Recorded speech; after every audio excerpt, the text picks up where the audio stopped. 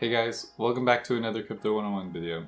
My name is Justin and today we will be discussing the XRP Ledger. If you're new here, this is part of a small series where my partner and I will be teaching people about cryptocurrencies and blockchain. We have selected cryptos that we believe will be utilized in the near future. Let's start off with the question of what is the XRP Ledger? The XRP Ledger is a decentralized, permissionless public blockchain. This means that there's no central authority or admin, and pretty much anyone can publicly contribute to it. It is distributed ledger technology that holds the cryptocurrency known as XRP. It encompasses a peer-to-peer network that allows for people with nodes, which are basically devices, to interact on it. Lastly, it is a system that can validate transactions securely with the help of validators. What does the XRP Ledger do?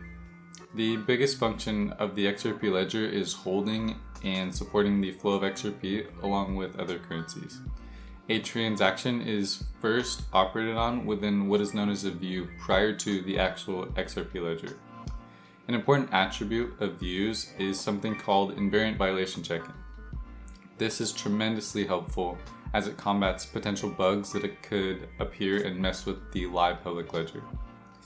After operating on a view, transactions are then moved to the ledger itself where hashing takes place. Hashing is basically giving a name to a face. In this case, it is a set of characters to give identification. I'm actually going to show this later in the video. Anyways, it was all built with technology that is very fast as it processes requests or transactions within seconds. And this is using a negligible amount of energy and also can scale up to 65,000 transactions per second, so it was built pretty efficiently. How does the XRP Ledger work? I'm going to give you a little bit that was written on this website. It is linked in the description if you'd like to dive into it for yourself. The XRP Ledger uses a consensus protocol in which designated servers called validators come to an agreement on the order and outcome of XRP transactions every 3 to 5 seconds. All servers in the network process each transaction according to the same rules, and any transaction that follows the protocol is confirmed right away. Independent validator nodes, also known as participants, come to an agreement on the order and validity of XRP transactions. This agreement, called consensus, serves as final and irreversible settlement. The ledger reaches consensus on all outstanding transactions every 3 to 5 seconds, at which point a new ledger is issued. Anyone can be a validator, and active validators on the ledger today include universities, exchanges, and financial institutions. Why use a consensus protocol? Consensus protocols provide a solution to the issue of double spending, which is spending the same digital money 2 times. For example, if I have $10 on a debit card and I try to spend that $10 on 2 different things online, one of those transactions should not go through because my $10 cannot be used twice in whole. This begs the question of, how does the consensus protocol solve this? The consensus protocol uses validators to collectively decide on the order of transactions. To solve double spending, you need to figure out which transaction was executed first, or at least should be recorded first. Logically, one of the 2 transactions has to go through before the other, which you would decide as the legitimate transaction between the 2, as there can't be funds left over to support the other one. Can consensus fail? Unfortunately, yes, consensus can fail. While this might be alarming, it actually has been prepared for, and there are things to help solve this problem. To make it simple, consensus involves rounds of voting. To begin, all participants essentially join the round by taking a position upon the current transactions taking place on the ledger. Next, they report the transaction order that they witnessed. If there is not a majority agreement on any certain transaction, it will be deferred. When a supermajority can be observed, consensus is thought to be reached. Now, for failure, if one participant declares consensus completed or reached, and perhaps another participant disagrees, this is where failure can be seen. In this case, one of 3 things will happen. The past supermajority that decided on the contents within the ledger will simply be accepted. Or a new ledger can be constructed taking whatever past supermajority agreed on transactions could be collected and used.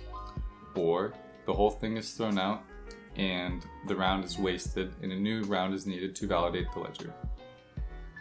Reserve requirements. Upon first time use within a new or unique XRP address, there is a minimum deposit of at least 20 XRP as a reserve amount. This amount is subject to change in the future.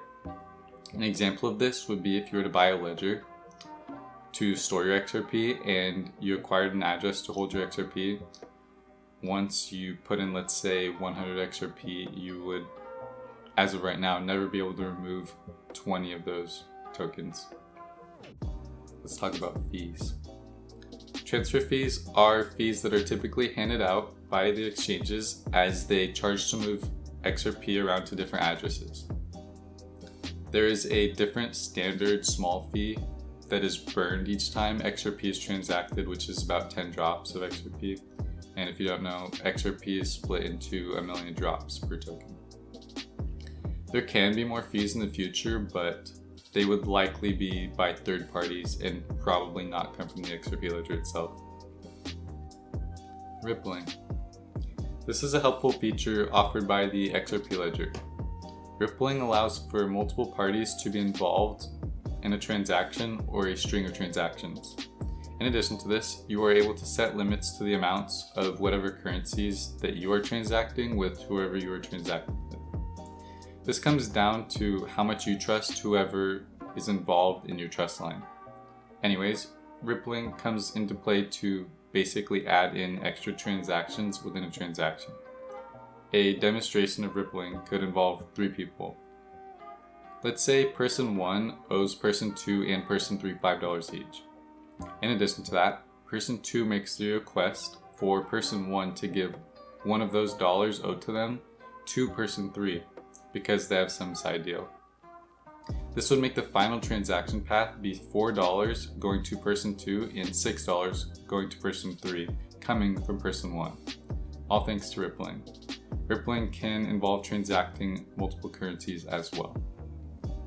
Now I am going to actually go into the XRP ledger itself. First, I'm going to pause this. We are currently viewing the live data on the XRP ledger. That is exactly what it sounds like, the literal live version of the entire XRP ledger. Here we can see each ledger, which are these boxes, these entire boxes, that continuously pop up every few seconds. About every 3.7 seconds to be precise. These ledgers can be thought of as servers that are open for a few seconds. They simply close after consensus has been reached. Let's look over and dissect these header numbers first. This right here is a quorum. Quorum amounts represent the minimum number of entities within a group that can collectively grant the ability to do something or decide on something. I believe that this means that there needs to be at least 33 validators on each ledger to meet the quorum requirement. Next, we have transaction fees. On average, we can see that about 0.0003 XRP is burned each transaction. The current ledger interval is 3.7 seconds. The current transactions per ledger are roughly 37. Currently, about 9.8 transactions happen per second, and the load fee is the standard 10 drops of an XRP are burned per transaction. Now we can look into each individual ledger. This on top, these numbers, are the current ledger count. This means that over 65 million ledgers have been processed. Then we have local time, and we have personal values over the rest of it that are dedicated to this specific ledger itself. This one, for example, has 32 transactions taking place within it, and this is its feed that is native to it. I'm actually going to show this bottom piece here before we go into what these dots represent. So this 6-digit or 6-character code right here is the beginning of the hash that is designated to this ledger. This is the total number of validators that were participating on the ledger, and here you can see their addresses. This UNL stands for Unique Node List, if you're curious. Now we're actually going to dive into a specific ledger. Here we can see that those green and blue dots are represented as payment for green and blue for offers created. And down here, let's see if we can find, nope, I don't see anyone. There's also orangish colors, which represents canceled, and there's a few others, but those are the main ones. Hey, now that you've made it to the end of the video, thank you so much for watching, and please make sure to leave a like and subscribe. Also, if you want to stay up to date on our content, we post basically every day. It will be beneficial to you to click on the bell next to the subscribe button so that you can get notified whenever we post. Please feel free to comment if you want us to cover any topic at all. We would love to.